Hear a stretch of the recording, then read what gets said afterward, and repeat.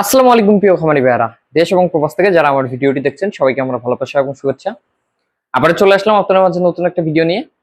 তো আজকে আমি দেখাবো এই যে গরুগুলো কিনছিলাম, 1 মাস হয়ে গেল গরুগুলো কিনা। তো এই 1 মাসে মোটামুটি কেমন রেজাল্ট পেলাম, কেমন স্বাস্থ্য হলো।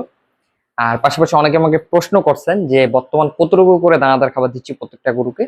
তো এই বিষয় নিয়ে আলোচনা করবো। তো প্রথমে যদি আমি দেখাই, যেমন এই গরুটাকে দেখতেছেন, যদিও গরুগুলো আসলে ভয় পাচ্ছে প্রচুর, বা এই গরুটাই যদি দেখেন, যে গরুগুলোকে যখন আমি আনি তখন কিন্তু আপনারা দেখছেন। তো এই গরুটাকে যদি একটু ভালোভাবে দেখেন, দেখেন যে স্বাস্থ্যটা কেমন দেখা যাচ্ছে, মোটামুটি হাড়গুলো একটু কিন্তু ঢুকে আসছে। আর একটু যদি এই গরুটাকে সরিয়ে দেই তো ভালোভাবে বুঝতে পারবেন হয়তো বা। এই যে দেখেন গরুটা, এই গরুটার আমি পূর্বের একটা ভিডিও আমি দিলাম স্ক্রিনে, যেদিন আনি সেদিনের ভিডিও। তো স্ক্রিনে যে ভিডিওটা দেখতেছেন এটা হলো যখন আনি তখনকার ভিডিও, আর এখন যেটা দেখতেছেন এটা হলো বর্তমানের এই 1 মাসের গ্রোথ। পাশাপাশি এই যে গরুটা, এই গরুটা আপনার ভিডিওতে এখন দেখতেছেন যেটা, যে বর্তমান যে অবস্থাটা। এবং স্ক্রিনে এই যে সাইটে যে আমি ভিডিওটা দিছি এটা হলো যেদিন আনা হয় তার পরের দিনের ভিডিও। তো আমি যেদিন গরুগুলো আনি তারপরের দিন প্রত্যেকটা গরুর আমি ভিডিও করছিলাম। তো এই ভিডিওগুলো আজকে দিব, পাশাপাশি আজকের যে অবস্থাটা এই অবস্থাটা দেখাবো। এবং এই গরুটাও যদি দেখেন সেম একই অবস্থা, বর্তমান যেটা দেখতেছেন স্বাস্থ্যের অবস্থা আমি জানি না কেমন দেখা যাচ্ছে, কিন্তু আপনার সাইটে যে ভিডিওটা দেখতেছেন এটা কিন্তু তাকে আনা 2 দিন পরের ভিডিও। এখন যদি আপনারা দেখেন একটু ভালোভাবে দেখেন যে এই হাড়গুলো কিন্তু অনেকটাই ডুবে গেছে, মানে হাড় আর আগের মতো দৃশ্যমান না। আগে যেমন হাড়গুলো একেবারে দৃশ্যমান ছিল তেমনটা না, মোটামুটি হাড়গুলো কিন্তু মানে অনেকটাই ভরাট হয়ে গেছে। পাশাপাশি যদি এই গরুটাও দেখাই, এটাও দেখেন, এটার পিছনটাও কেমন একটু ভরাট হয়ে গেছে।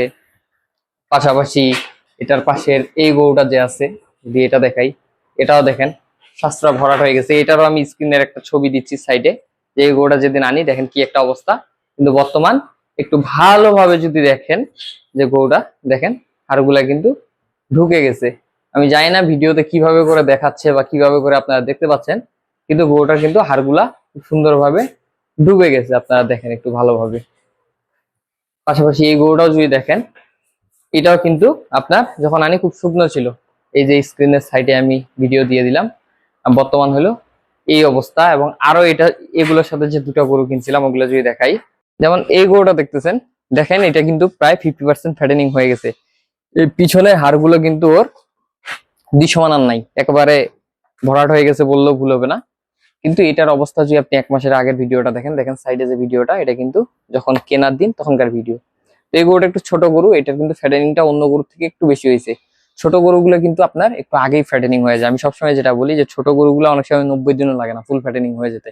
তো বড় গরু 90 থেকে 100 দিন বা 120 দিন, 4 মাস হলে সব থেকে ভালো হয়।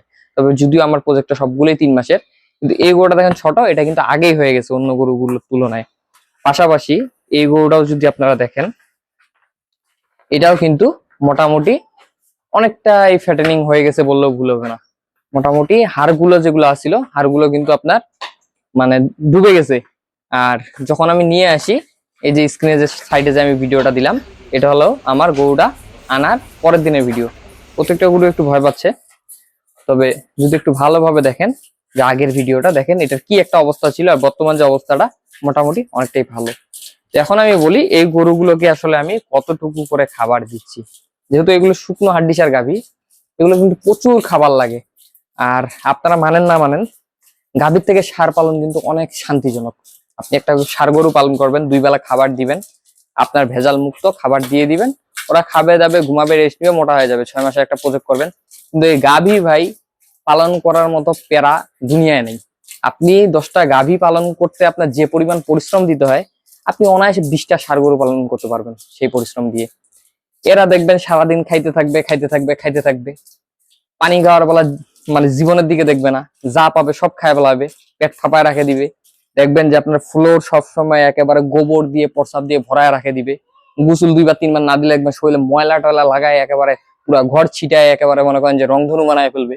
তো এরকম কিন্তু অবস্থা করে গাভীগুলা। গাভীগুলা আপনার সচরাচর যারা হাড্ডি গাভী পালন করে তারা সবাই জানে, যেহেতু ওরা গাভী গরু, যখনই শোয়া থেকে উঠবে তখনই দেখবেন যে একবার আপনার গোবর ফ্লোরে পড়ে থাকবে, প্রসাব পড়ে থাকবে। এদের কিন্তু গোবর প্রসাব এগুলা টানতে টানতেই কিন্তু অনেকবার মনে করেন যে আপনার সময়ের অনেকটা অংশ চলে যায়। পাশাপাশি এদের খাবার বেশি দিতে হয়, সারাদিন খায়, এদের খড় প্রচুর পরিমাণ লাগে।